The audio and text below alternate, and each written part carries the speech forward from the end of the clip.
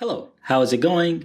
This is your lead instructor, General Washington here, and today we're going to be talking about email forensics. So email forensics, think about it like this, and we talked about forensics in general, but now this is just another topic, another aspect of how to actually go about conducting forensics. Now within emails, as we know, we're getting emails back and forth. They're not necessarily just a means of communication though. It's honestly a way for attack vectors, threat actors to happen. We have to actually be aware that there's something called phishing. We have to be aware that people are always asking for information. They're trying to dig and dive and get more information from you or about the organization. So let's break it down. The anatomy of an email. We have your header. Okay, now this is going to contain metadata about the actual email itself. We're going to have the IP address from that sender. We're going to have the email server. All this information is going to detail out who sent it, where are they from, what do they want. Okay, we also have our SPF, and this is our sender policy framework, and DKIM. This is all about authentication. So when you're sending email, you may sometimes, if you create a new email, create a new company or whatever the case is, you'll have a question mark that says, hey, we don't know who this came from. So you have to go in and modify this. You have your body, which is the content of the actual email itself, and then common identifiers. We're talking about suspicious links. We're talking about misspelling of words. These are ways that you can kind of have telltale signs and attachments too, right? These are all ways to say, hey, something isn't too right about this. So how do we identify phishing? Well, as we know, phishing accounts for over 90% of cyber attacks to date. The forensics aspect of us diving deep into these emails to help us identify actual phishing attempts. So the process is like this, like our graph here, right? We have our phishing cyber attack, we have the email forensic analysis, and we're going to be looking at all the things. We're going to be looking at lookalike domains. Does this look like a Google domain, or is it missing one O? Are we looking at the actual URL itself? Is it shortened? We need to look into that. We're going to hover over and see exactly where is it going. And then to trace the actual origins of the email. A lot of times you want to be able to verify that this person is who they say they are. When you're tracing that, it's critical to identify who exactly sent it. And you can do that by looking at the header. You can do whois lookup. You can do reverse DNS searches as well too. And then also ensuring that SPF and the DKIM that we talked about, make sure that email is actually permitted to send email on the behalf of that sender. Because you can spoof emails all day long. So investigating malicious attachments. So you can use, and this is another thing I always look at, you can use sandboxing too.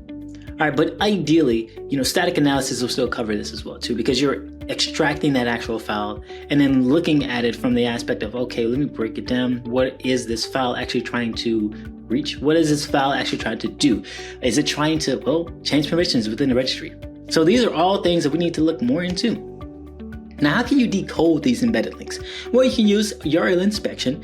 Now, this is a way for you to check the actual target behind the shortened link, and we talked about, okay, you can just hover over and look at the bottom left and it'll show you exactly where this email is going. You can also do decode base 64, because what we're looking to do is we're trying to look at the actual destination of this URL, because sometimes they may obfuscate that too.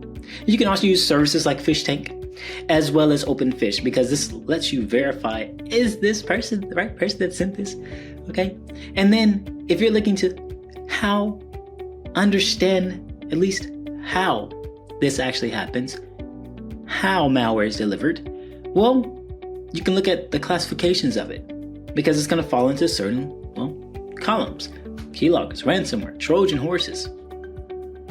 Again, this could be just, actually, one of the ways you want to look into this, think about it like this, because you can have an email being sent to you, and it could be from Amazon. It says, hey, you have an Amazon gift card, but do you really? Because if you were to download that file attachment, you could be downloading an actual keylogger.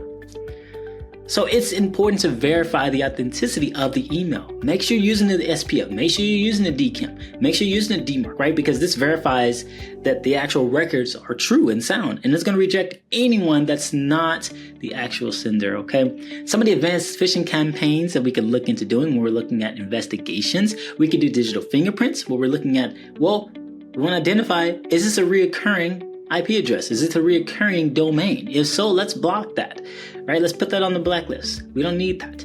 What about clustering analysis? Well, you can group similar phishing themes or attacker methodologies because it could all be just from one attacker group. It could all just be from one APT.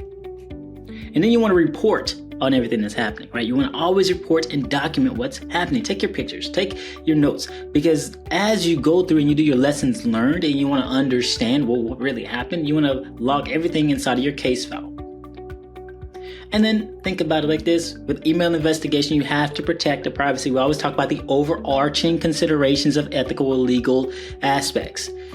So let's talk about a application example. Well, let's say we want to investigate a malicious attachment. There are some steps that go along with it. You want to do hash comparison and virus total. I do this all the time. I will literally do it all the time.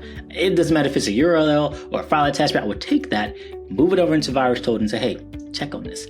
Has it been flagged by anything, by anyone, by any system? And you want to execute this in a sandbox environment. I can't stress that enough. Please do not download malicious files on your actual home network or production environment. That's not going to go well.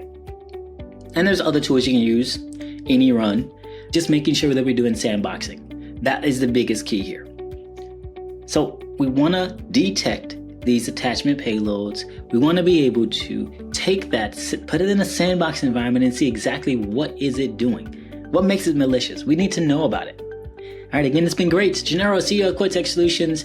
And today we talked about email forensics, brought to you by ACSMI. I hope you have a great one. Look forward to seeing you in the next one. Take care.